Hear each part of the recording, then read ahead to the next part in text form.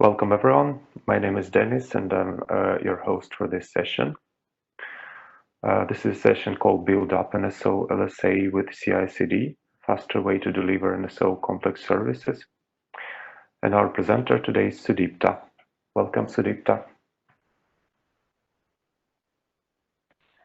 Thank you, Dennis. So, hi everyone. Good morning, good afternoon, all. So, today I'm going to present a short demo followed by the concept of how the NSO LSA architecture we have built up with the CI/CD pipeline. This is a proof of concept we have already applied for one of our potential customer deliverables. Being said that, let us quickly go through that what we have done and how it has benefited out the customer. So there is a say that simply put, things always had to be in a production ready state. If we wrote it, you darn well had to be there to get it running. So that means when I write a product or when I write a piece of code, it should be always ready for production delivery.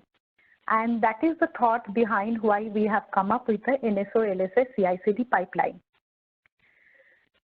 Challenges that we often face for delivering any complex software services are, we have often the limited visibility across the software lifecycle. So we as a developer, we build the code, then we run unit testing on it, we find out defect, then we fix it, then again it gets into the functional and UAT, the code quality concerns being raised at that phase, then defect being reported, we rework, then make it deployment ready. So if you see the entire software service delivery process, it's like manual and complex in terms of the environment. Now, when it gets into the customer side as a full-fledged deliverable as a service, most often what we face the issue is that agility and the productivity issues. Might be sometimes we miss the deadline or whatever we deliver is not up to the quality. So being said that, in this particular presentation, we came up with a solution how the faster delivery can happen. Now, when we came up with the concept of the continuous end-to-end NSO delivery automation pipeline, the concept is not new. Many of the business unit is already following the concept, but what is new in that how you can make the layer service architecture automated through this particular pipeline. So the first thought was that how to make the faster delivery. The second thought is that how the code quality can be improved. And the way of improving the code quality is only possibility that as frequent as you test the code in an automated manner, the delivery of the deliverables certify that the quality is good. That is one way to approach the problem. Now, while we discuss about the NSO LSA, the layer service architecture basically talks about splitting the NSO service into two different layers. One is upper layer, and upper layer is basically the CFS, which we talk about the customer facing, and down that you will be having the multiple layers of RFS model, which is basically the resource facing. So when we basically deliver the NSO services, we might have to check the service delivery against this particular layer service architecture model, so that when actually the services will be delivered into the production or in the customer setup, we will not face any new challenges out of there.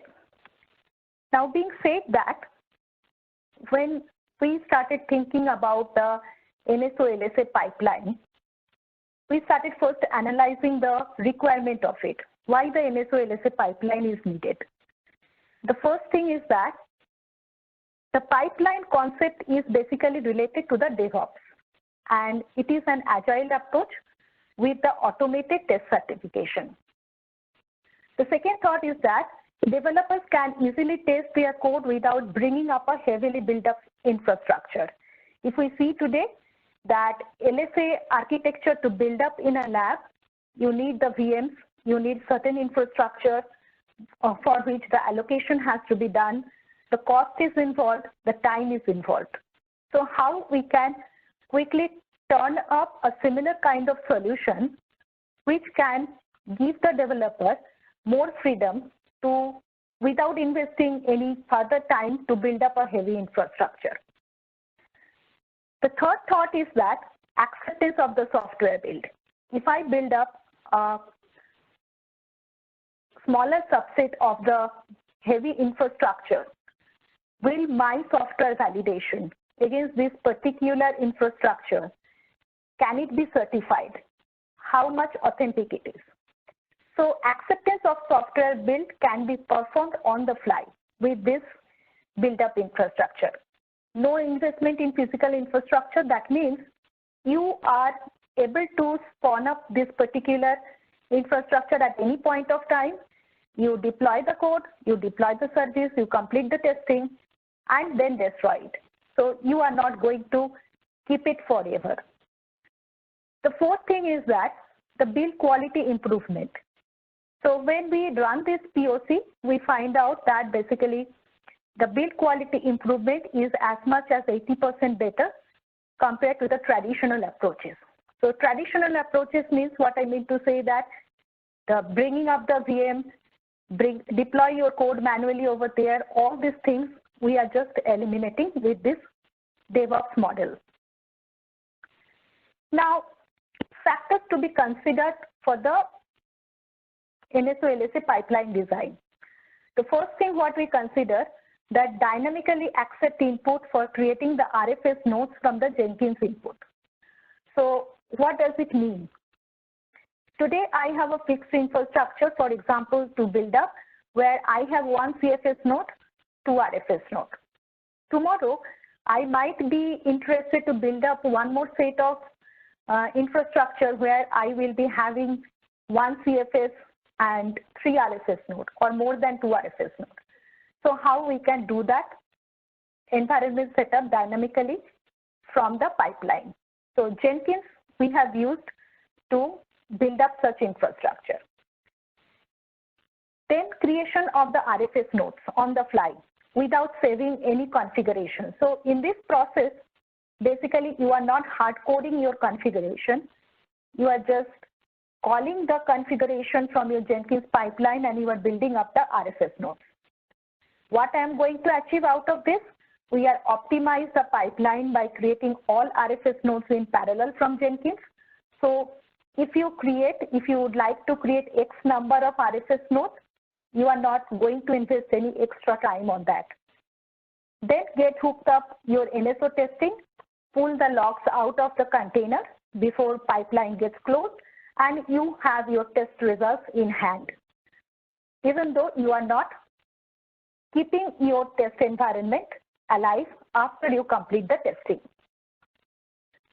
Now, being said that, here is the input how we have created the Jenkins pipeline. From Jenkins pipeline, how we create the LSA dynamically. So as you see in the screen, while creating the RFS node structure, we have created one option from Jenkins pipeline, how many RFS nodes dynamically a user would like to create before running the pipeline. So you can select either the option 2 or 3. One is just for the regular setup, which we are not considering at this point of time. We have designed time being the pipeline to accept maximum 3 RFS nodes, but this can be extended further as per the user requirement.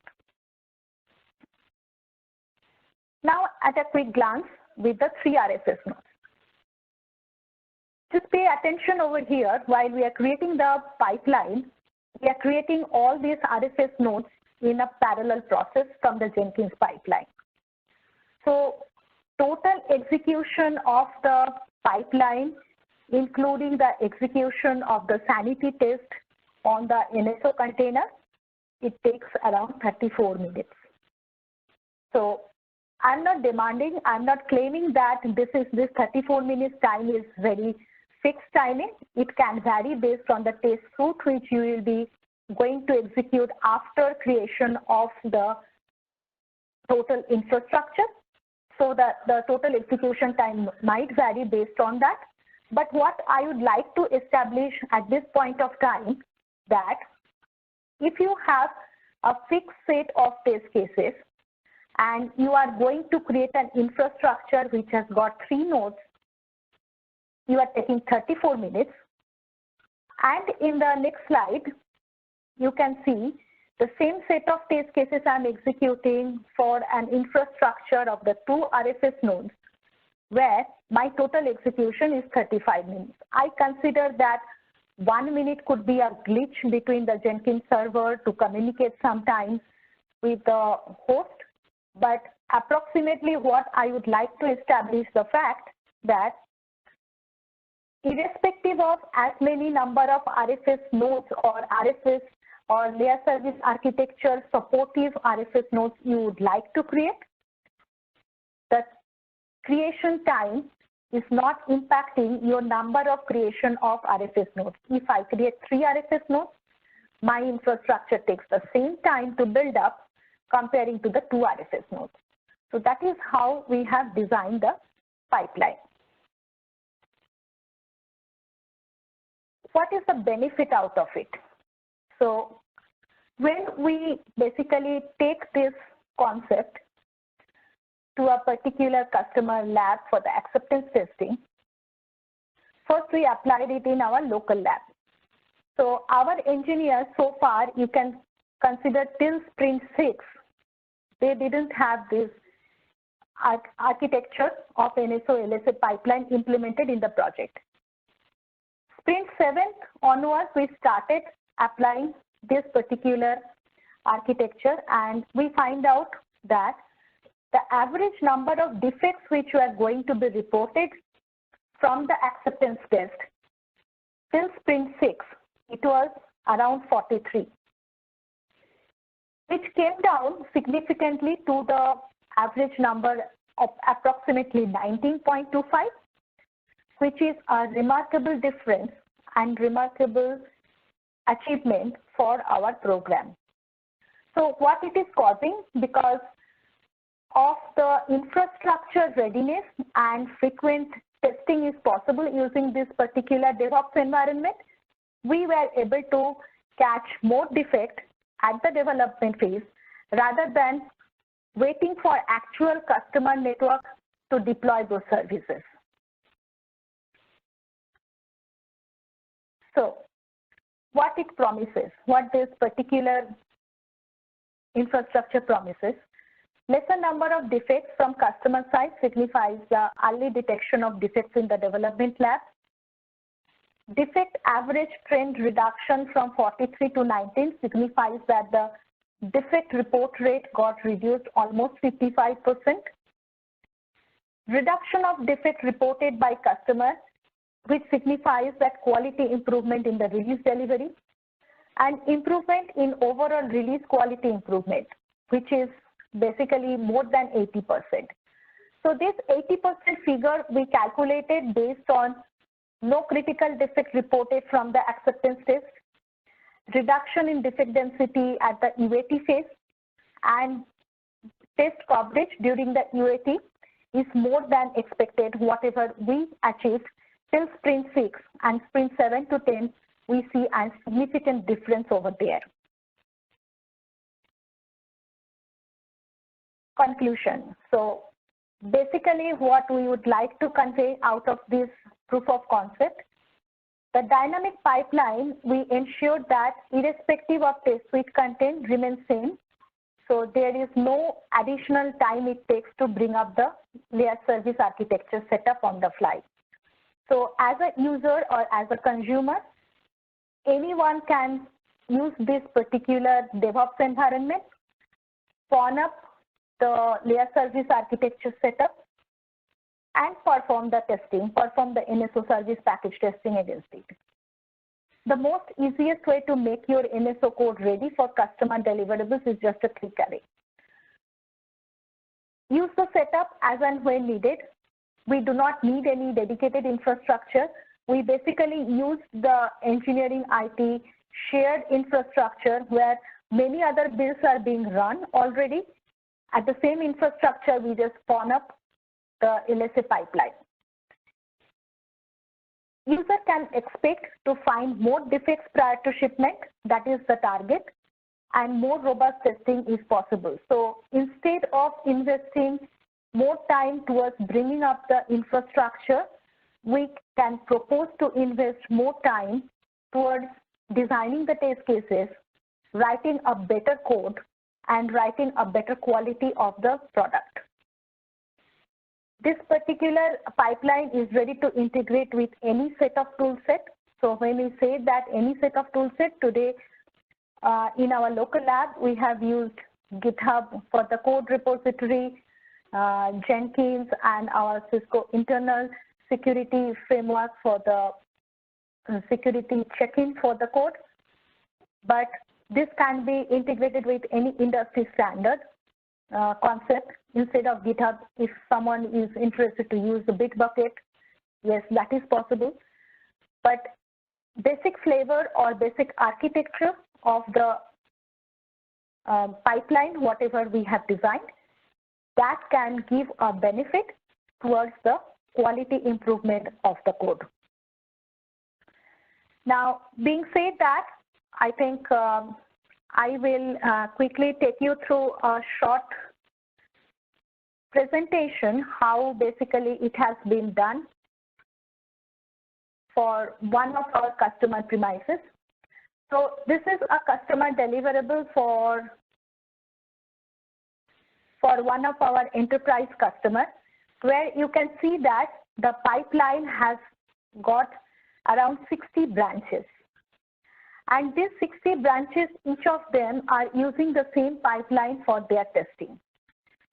So the added advantage is that when a developer is basically developing the code, they do not need to wait for the shared environment.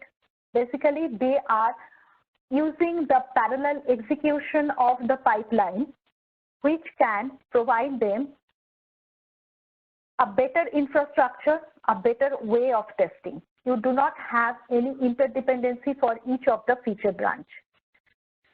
Second thing is that what I would like to highlight over here is that when we go ahead for the multi-branch testing across same product line with different feature or different service development, this pipeline is proven to be highly useful, where any of the user can test their code on the fly. They do not have to wait till the last moment. That means this particular DevOps environment proposes to have a better quality, better way of designing the code, better way of developing the code. So that's pretty much from my side today, where I wanted to share my thoughts about how the NSO-LSA pipeline can be useful for the end users to use in actual DevOps environment. Any questions? Thank you very much for your presentation, Sudipta. Please, everyone, feel free to ask questions in the Q&A session here in the event session or in the app. And I can also see that the poll is now open. So please vote in the poll.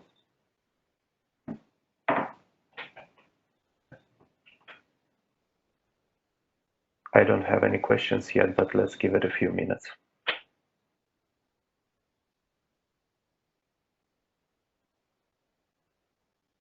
Sure, Dennis.